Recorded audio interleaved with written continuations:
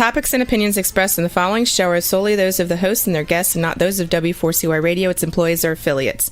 We make no recommendations or endorsements for radio show programs, services, or products mentioned on air or on our web. No liability, explicit or implied, shall be extended to W4CY Radio or its employees or affiliates. Any questions or comments should be directed to those show hosts. Thank you for choosing W4CY Radio.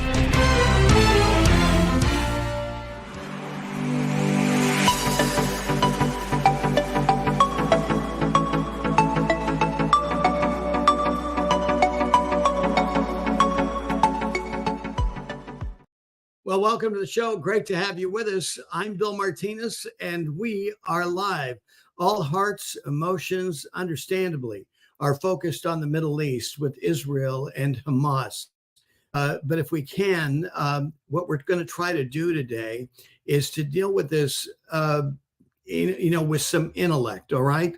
I've got a terrorism analyst and an expert who was born in Israel, and she will be joining us to explain what we need to know about the Israel-Hamas war. Dr. Rachel Ehrenfeld. She's the author of the Soros Agenda. She's the founder and president of the New York-based American Center for Democracy and the Economic Warfare Institute.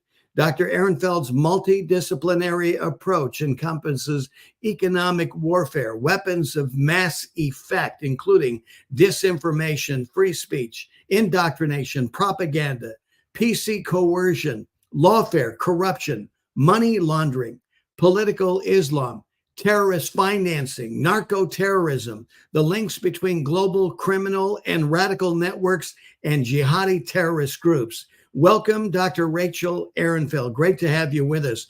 No wonder, with all these elements that are involved here in the Middle East and today's warfare, there's a lot of nuance to this, isn't there?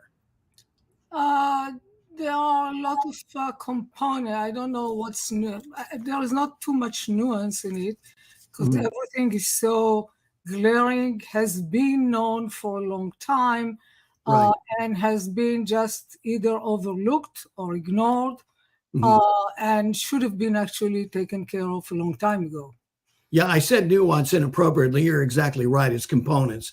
And within the components, yes, you could argue there's nuance, but basically what we touched on are components to make this up. And as you say, Dr. Ehrenfeld, this is something that we've known for a long time. Your book, The Soros Agenda, is something that you've warned about, George Soros and his dangers as he came on the scene politically, right? Yeah. Back in 1995, 96, I published op-eds in the Wall Street Journal, in other papers, and I questioned why someone who claims that he has that he's advocating open society, whatever that means, is also advocating at the time, the first thing that he started to do when he entered the NGO arena in the United States was in 1993 was to start and advocate fiercely for legalizing drugs. So I asked why somebody like that, who says, well, he wants an open society, but he's advocating for the biggest slavery ever, which is drug addiction. Exactly. So I warned that unless he's challenged, Soros will be able to change the political landscape of the United States. I didn't have a crystal ball. I just looked at what he started to do, and it was clear to me that his goal was to change the political landscape of the United States, and I warned against it, about it. Nobody listened. I've written about it since. Nobody listened. Well, it's kind of like, in a way, in 2008, you had Barack Obama talking about the fundamental transformation of America. Yep. And there were lots of concerns about that. What did that mean? And of course, all these years later, now under the Joe Biden regime, we're getting a little better idea. And all this seems to be coalescing. The Soros Agenda, what Barack Obama talked about, the fundamental transformation, the World Economic Forum and George Claus. There seems to be a matrix and some, some connection between these dots. Am I looking at that correctly? Absolutely. I guess people should remember, although there are so many things that are happening, that Soros initially supported Hillary Clinton early on for president. As soon as Obama declared, because Obama declared a little bit later, as soon as Obama declared his candidacy, Soros dropped Hillary Clinton like a sack of potatoes, and immediately started supporting Barack Hussein Obama. You should remember his full name. Yes. Yeah. Especially in what is happening today, and the moral equivalencies that he's trying to imply between Hamas, the barbaric Hamas, and Islamist Hamas organization and Israel. So yeah, he supported the same ideas, and he supported Obama because Obama actually was espousing to change the United States exactly as Soros had in mind. So that's what we have seen. So basically what you're saying, Dr. Ehrenfeld, was that when it came between a choice of Hillary Clinton or Barack Obama was further up the road in terms of advancing the Soros agenda, right? Yes, absolutely. Absolutely. Right. This is why Soros supported him big time. And he's been the biggest funder of the Democratic Party for quite a few elections. He didn't succeed with John Kerry, but he certainly succeeded with Obama. And of course, with the second Obama, which is Biden. Yes, exactly. Well, and he figured out along the way, no doubt, the entrance into the Democratic Party already had influences there, but it really got secured under Obama. And then he started figuring out what he could do, what kind of impact he could make politically with these local DAs, right? Well, he's been actually, let's go back to 1993 when he just started here. What he started was, it was his effort to legalize drugs in the United States, but the goal was to change the criminal legal system in the United States. And he went to the most unthinkable and unacceptable idea at the time to legalize drugs. At the time, in 1993, if you told people, well, let's legalize drugs, it was really unacceptable and unthinkable. And he chose that, and he didn't lobby Congress. He didn't try to change the laws. Instead, he started locally. He went to 2 states, to Arizona and California, and he started working with local. He funded local organizations in addition to his organizations, and he spent initially $15 million in 1993, 4, 5, 13 million, $15 million was a lot of money. Yeah, right. Exactly. And he spent it on propaganda in order to start having some propositions in order to change local laws. So there was a pushback from Arizona. They we don't want to legalize all drugs. So, okay, so let's go and try and legalize medical marijuana. Well, what is medical marijuana? There is no such a thing. Today, with all the research that has been done, there are only 4 medicines that have been actually tested in labs in the pharmaceutical industry and have been approved by the FDA as medicine. They are produced from components, from cannabinoids, from components of marijuana. But all the stuff that people are taking, people are selling in the streets and in stores and everywhere, making billions of dollars, is garbage. It causes a lot of harm to the human body, and it is people get addicted to it. Although Soros says, marijuana is not addictive. I have a quote from him, everything is quoted in the book, everything is cited. And he encouraged the use of marijuana. Why? Because it is actually, the second stage was claiming that this is racial, that more people, more black people and brown people are arrested because of abuse or use of marijuana than white people. So he started then with the racial issue too. But the whole goal was to change the legal system in the United States, to change the criminal legal system. And he knew that he will find a lot of supporters, because they're oppressed, right? So this is what we hear today. So I actually go through everything in details in the book of how this happened, so that people will learn how to prevent things like that from happening again. The second thing that he started... hang on just a second, Dr. Ehrenfeld. We can go, because the other component, I think, in this was that, the greedy politicians jumped on this.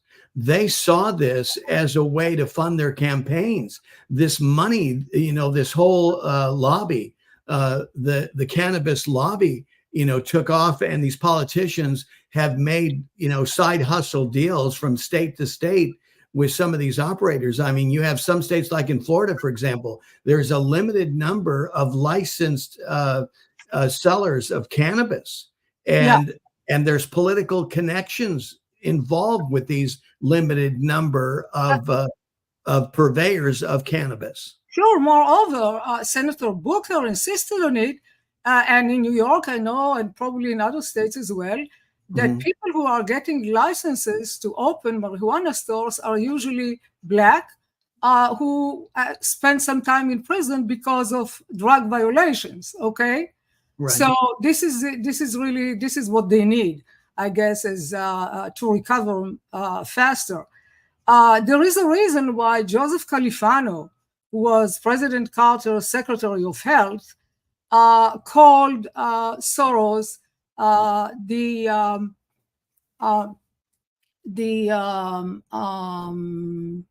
daddy warbucks of drug legalization, and he spoke very vehemently against what Soros was doing. So the daddy warbucks have been funding not only drug legalization, he's been funding the changes in the U.S. society and legal system. He is responsible, really single-handedly, for making these huge changes. So when Obama, for example, was president, he did not support openly the legalization of drugs. Instead, he told federal district attorney, Justice Department, and that. Just don't really go after them, kind of relax the whole issue. And he suggested that it would be better if it is done locally, if it is done in cities, in states, and then slowly there will be enough. This is Obama himself said, there will be enough pressure from many states to change the laws. That's what and then the federal law can change. That was Obama's explanation, and I actually cite him also in the book. Yeah, exactly. And it's interesting where we are now with that. I don't think that, the states have embraced the legalization of marijuana as quickly and in numbers that he thought could possibly happen, right? Well, maybe not, but by now there are so many Americans who are doped. And the problem is also that with marijuana, and because it became so, it's not illegal anymore in so many states, and people kind of look at it, it's okay, everybody's smoking. And it's allowed recreationally as well everywhere in 38, 39 states. So the whole notion of don't use drugs went out the window. And so now people are taking other drugs. Also, in the marijuana that people are buying, and it's still cheaper on the streets than in stores, so many people buy it on the streets, they actually put some other drugs. And so you have fentanyl in it, you have heroin in it, you have all kinds of other drugs. And so we know about many overdoses that were caused by people, they only smoked marijuana, but the marijuana actually included fentanyl, or heroin. So this is how drug addiction had actually spread throughout the United States. And well, they're saying, Dr. Ehrenfeld, that the marijuana of today, and this is not necessarily what's being retailed out there and that's federally licensed, but the marijuana of today is much more powerful. This is even before you put fentanyl or heroin or you cut it with something else, much more powerful than it was when we were growing up. It is 50 to 75% much more potent than what people used here in the 70s. Absolutely. Yeah, but that's at a private level. But in retail, though, it's not, because retail, it's a bunch of junk that they're putting out there because they've paid a lot for the license. They're, under the table. They're taking care of politicians and that sort of thing. And so the quality of some of the, at least the reports that I've received from the people who participate, say that a lot of this retail stuff that's authorized by local governments, particularly here in Florida, is junk. Well, I don't know what they are selling in Florida, but I know that they are selling what they are selling in the streets. I'm in New York. You have many, the streets were stinking before, but now everybody's smoking. Right. It's terrible, but there are many zombies on the streets. Homeless zombies. It's pathetic. You see this footage, from California to New York, and it's heartbreaking because, you think, Dr. Ehrenfeld, these are somebody's kids, that are walking around and zombied like this. Not walking, they're just they're in a stupor. But they are not only kids. There are, 40 and even older. People who are using it, and we don't see them much elderly because they already died. Many of them died, or God knows where they are. But there are many people, and not everybody reacts the same way, and it depends what other drugs are actually in the same whatever marijuana dosage that they bought, because some people get very violent, and they actually attack people. And it encourages, it creates psychosis. And so many people are, so now we have a mental health problem. And who, Mrs. Harris was supposed to take care of the mental health of the people. That's one of her missions that he so successfessly, she's doing about as well with that as she is the border. And now, what is she? Head of Islamophobia. Yeah.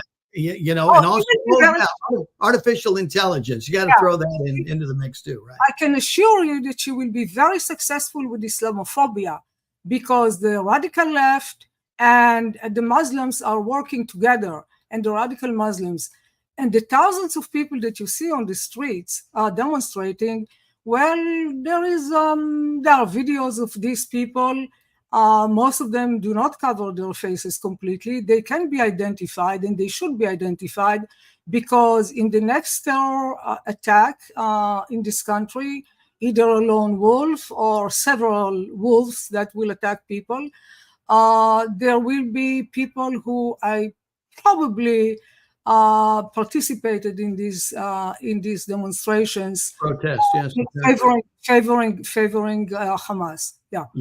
It is amazing to me. I got to tell you, most people I've spoken with, Dr. Ehrenfeld, were shocked to see on the streets of America the protests, the level of anti-Semitism, and the pro-Palestinian, demonstrations that are taking place. But this is not free speech, and I know I fought for free speech. I had. If people want to know, they can go on the website and see what I've done.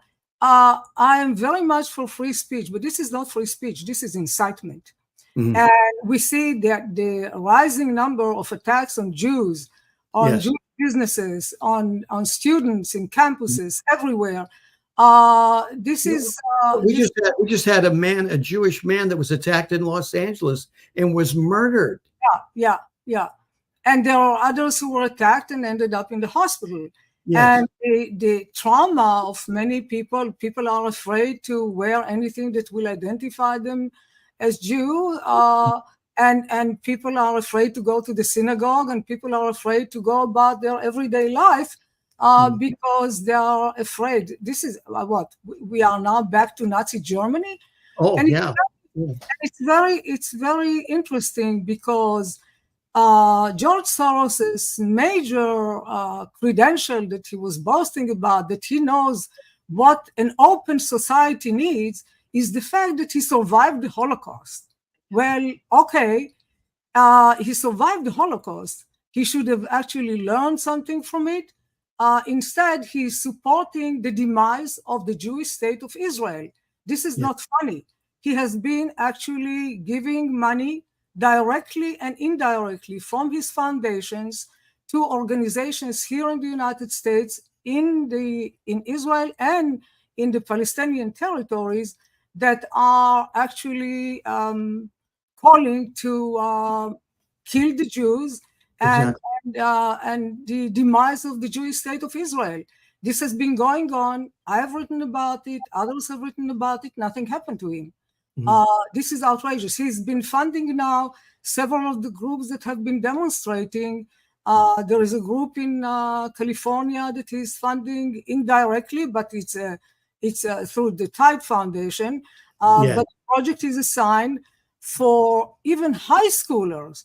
So they are doing what Hamas has been doing, and the radical Islamic, they are going to school children to indoctrinate them, to brainwash them, to kill the Jews and the Americans, because that's exactly the same thing. It's America and the United States are the targets. Yeah, exactly. And that's what people need to keep in mind here. What was exposed on October the 7th, and I look at it as raw exposure, is that with this horrific terrorist attack that Hamas perpetrated on the people of Israel, and even what they did to their own citizens in there in the Gaza, because they had to know that Israel was going to respond, right? They don't care about their own people. They killed it. There have been more. Islamophobia is actually something that people who live, Muslims, good Muslims who live in Islamic states under Islamic dictatorships are suffering from. There have been millions of Muslims killed over the years.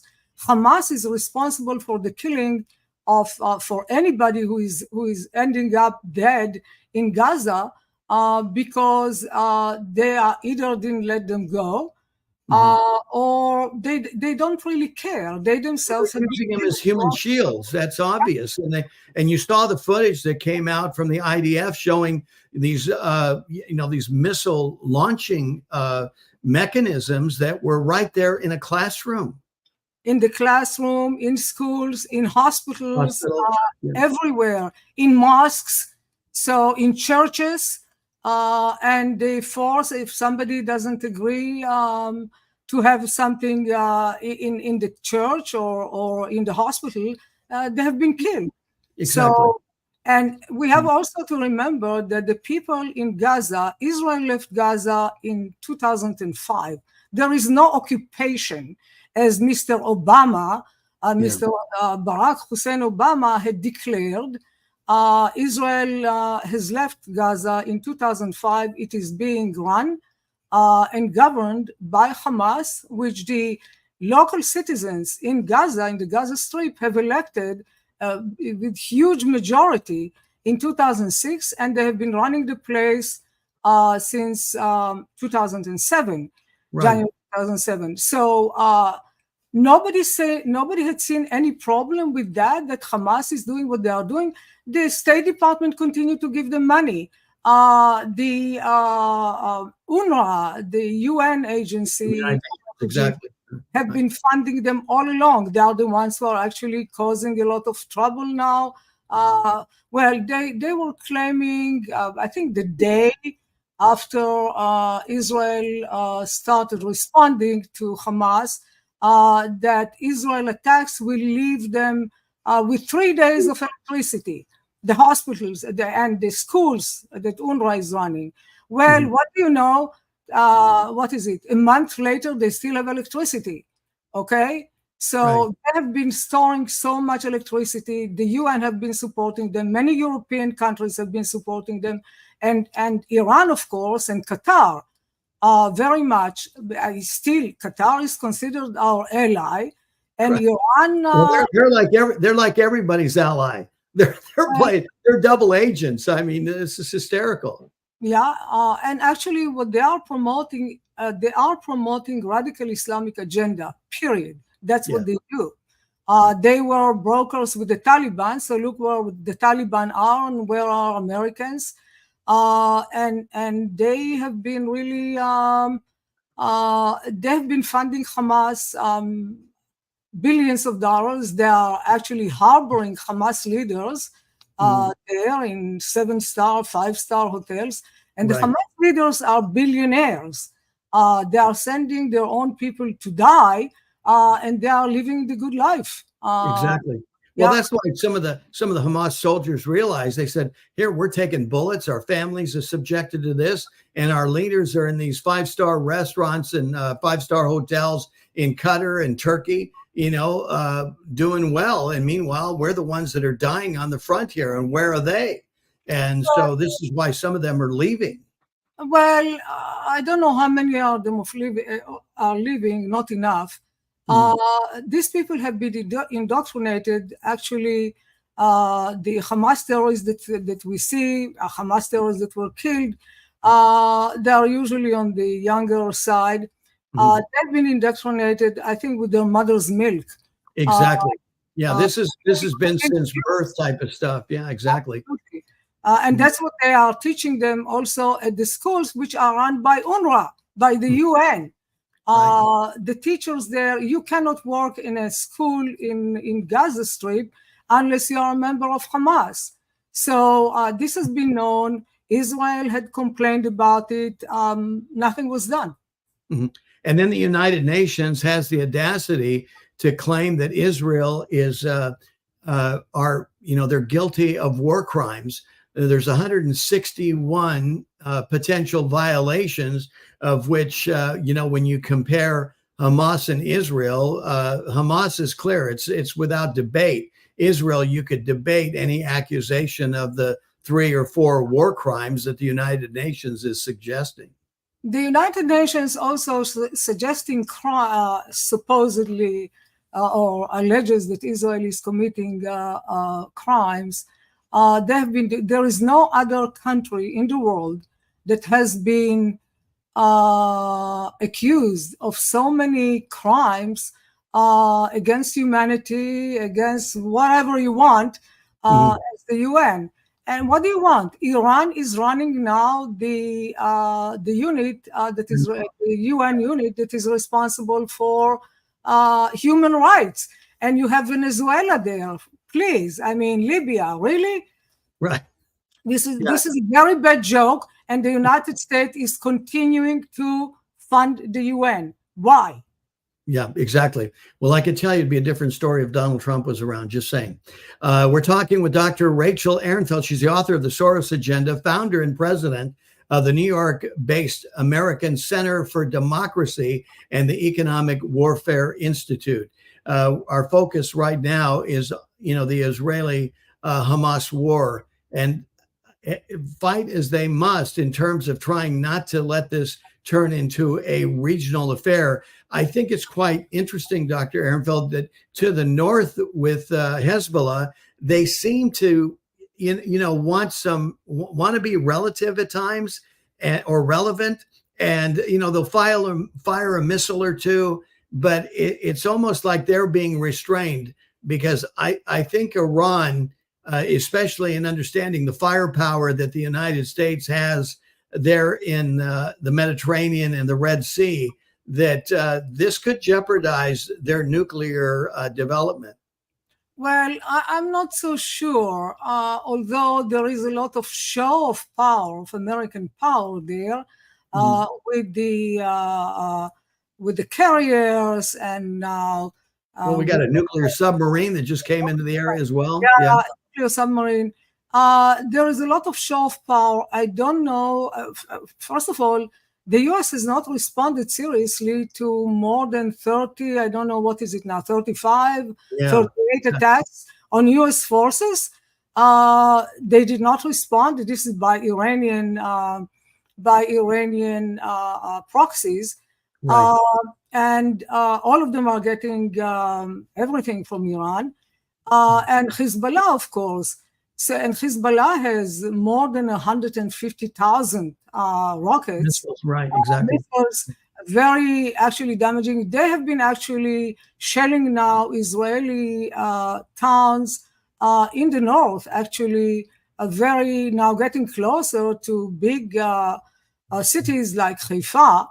So Israel responded yesterday, but it's still not as bad as has been with Gaza, but they are actually continuing to shell Israel in the north. And unfortunately, they have missiles that can actually cover the whole state of Israel. Exactly. So I surely hope that the United States actually take some action to stop these people, because these terrorists, because they are attacking the U.S. and they have killed many Americans. Right. So it's time to end this nightmare. Yeah. I agree. It has to be focused and determined and immediate. This has been a process, and I know that people, even as the IDF was moving into Gaza, it wasn't as fast as some of the local people would have liked to have seen, but quite possibly, and just refocusing again there in Lebanon. Lebanon took a huge hit before when Hezbollah was creating a lot of problems, and the Israelis came in and brought their jets and did a lot of damage to the infrastructure in Lebanon. So I've got to imagine that Lebanon is, a little nervous as well. Is that if Israel decides to strike back, this could be Lebanon has not been an independent country for a long time. Exactly. Hezbollah is not only a terrorist organization. Hezbollah, which is an Iran proxy, is a party, a political party, a big political party in Lebanon. They have been dictating what is going on there for a long time. Yeah. So there are many people in Lebanon that are certainly not friends of Hezbollah, but Hezbollah has been in Lebanon and running everything in Lebanon for decades now. Yeah. So Lebanon is really not an independent country anymore. Yeah. Iran has been, this is what Obama wanted. Obama wanted the Iranian crescent. And by the way, when he had when we were lied a lot about by the Obama administration about the deal that he was doing, the very bad deal he was doing with Iran that facilitated Iran's nuclear weapons development and gave them hundreds of billions of dollars. He wanted to create the Shia crescent and look at how wonderful it is.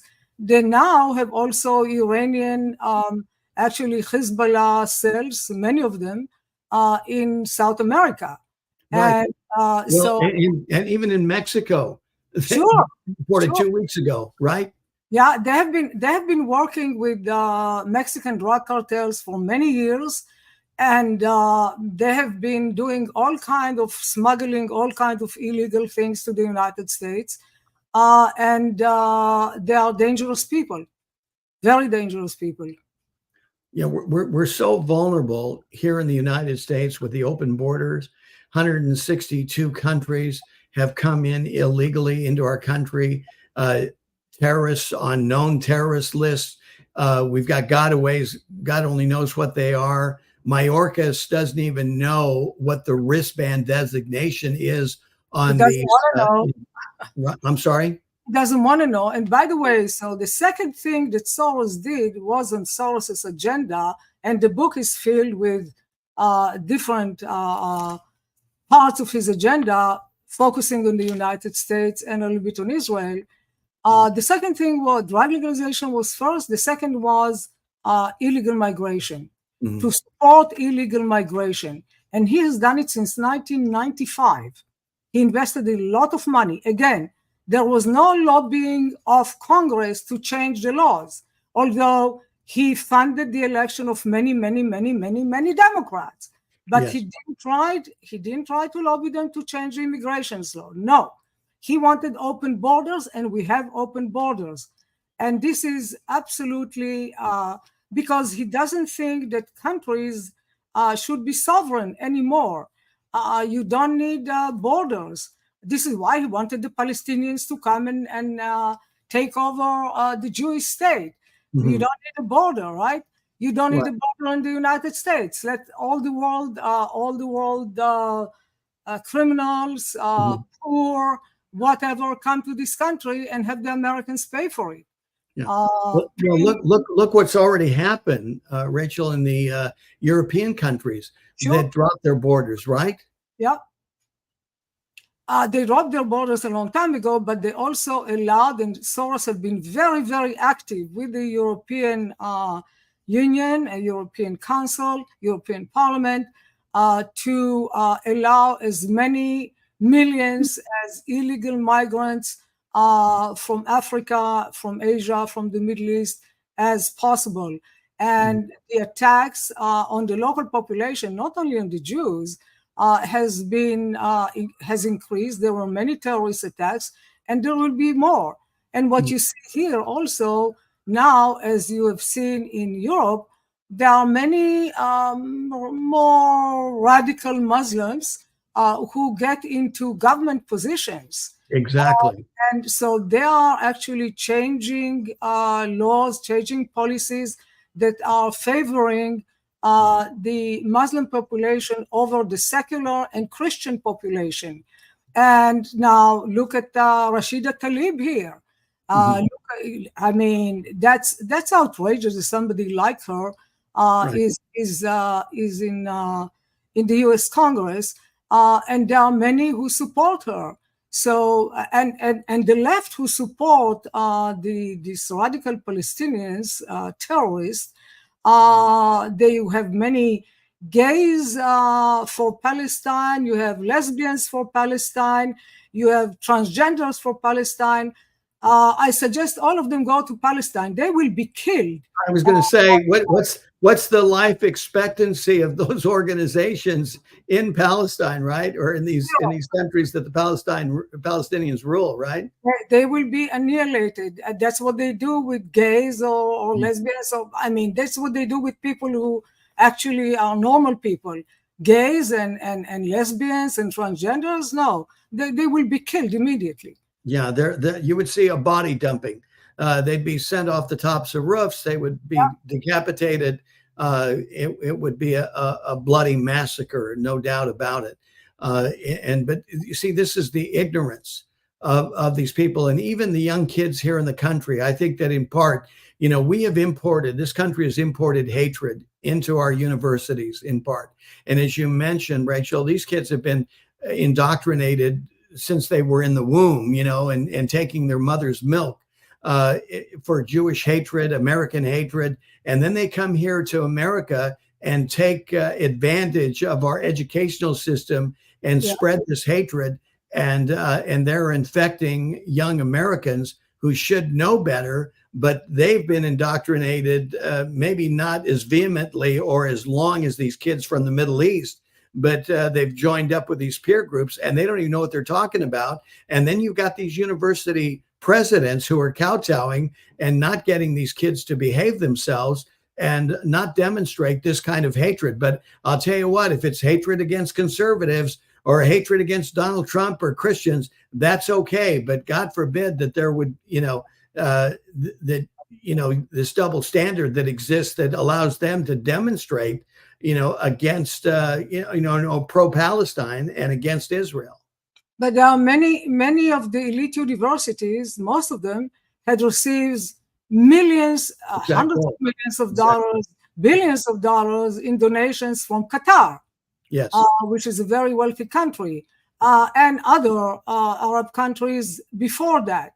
So before that, we found out after 9/11, how many of American elite universities have been funded by Saudi Arabia, for example. The Saudis are trying now to roll back radicalism which is very good. And this is why Iran, because of the Saudi changes for modernization and possible rapprochement with Israel, Iran decided, no, we cannot allow that. So this is why we also have all these fighting in the Middle East, because the Iranians that Obama and Biden are supporting are trying to stay on top or to take over the Arab world, actually, while the Shiites in Iran, they are not Arabs, actually, and they are very proud. They look down at the Arabs. Yeah, they right. Exactly. They speak Arabic because that's the Arabs conquered large parts of the world when they were spreading Islam in previous centuries, but they are Farsi. So, but they want to rule the world. And there is an interesting red and green alliance, which will last as long as the Muslims actually get what they want. And the left doesn't know it yet. Exactly. We're talking with Dr. Rachel Ehrenfeld. She's the author of the Soros Agenda. Rachel, what did you make of the meeting between Iraq and Iran? Nothing good. There will be more cooperation between them. Iraq has been for a very long time, all the time actually, since the Americans have left, under the influence of Iran. So this is even with our military bases there, huh? Absolutely. They have been under the influence of Iran, and they are, some of the attacks on American forces have been in Iraq and from Iraq. So this has been going on for a long time. Well, that's interesting that you would say it's from Iraq. We're being reported here in America that it's it's Iran's proxies. So you're saying something that some people would hear as controversial, because here we are supporting Iraq, and if in fact they are attacking our military, this is a huge issue, right? There are Iranian proxies in Iraq. Yes. So that's what you have. Unfortunately, what has not been actually explained all the time, what is radical Islam? Why? Because of, no, if you say something about that, you are an Islamophobe. No, you are actually very much aware of what is going on, and you learn about it, and you educate yourself, and you know that, like in the charter of Hamas, the idea, the main idea, what is propelling them to do everything, is to kill all the infidels, to kill everybody who is not like them, and really rule the world. That's what they want. Well, that's the ultimate goal of the caliphate, right? Is that everybody, you're either Muslim, and if you're not Muslim, you're either dead or you're compliant. No, it's not only that you are not Muslim. You have to adhere to the same radical rules, which sometimes actually negate what's in Islam. Islam doesn't allow the butchering of babies. Islam doesn't allow the raping of women. For Muslims, you can do it for others, but not for Muslims. Yet they do it to their own people too. So it's really the radicalism of Islam, and unfortunately, Iran has been able to bring it to the forth in such a way because they had a lot of money. They were able to do it because the United States had allowed them to sell their oil to, I don't know, to the extent of making what, since Biden came to office, something like $100 billion. Yeah. Yes, exactly. This is well, that goes back to what you were saying earlier in terms of cooperation within the government. They had they had a person in there, Robert Malley, who had lifted and like people didn't know about that. He canceled the sanctions and allowed Iran to sell oil to China. Robert Malley did what he was assigned to do Maybe he did a little bit more, but he was selected to his position by Obama. Mm-hmm. And Obama is responsible for having Robert Malley and the others in the government. There are pro-Iranian people, officials in the government. There are pro-Iranian, very pro-Iranian think tanks in Washington, at Berkeley University, at Georgetown. And they are allowed to operate because, well, they've received a lot of money from Qatar. I don't know how much of the cash that Obama had actually given cash Yes. to Iran has actually come back to some people here in the United States. We don't know because it's untraceable. So, but there is a lot of money going around. And by the way, you don't need much money in order to fund terrorist activities. And with the help of the left, with echo chambers, which also George Soros had supported to deceive the American people about the Iran deal, is still going on. Yeah. Well, of course, one of your interests has always been propaganda. Yeah. And this misinformation, disinformation, all this concern supposedly from our government, and they seem to be the biggest purveyors of disinformation. Our First Amendment right has been compromised. Social media. I mean, thank God for Elon Musk. We get a little bit of free reporting and ability to have open conversations on his platform, but on all the others, we're sometimes dancing on the head of a pin, to keep from getting canceled. Yeah, well, one thing I suggest not to read is the New York Times. Yeah.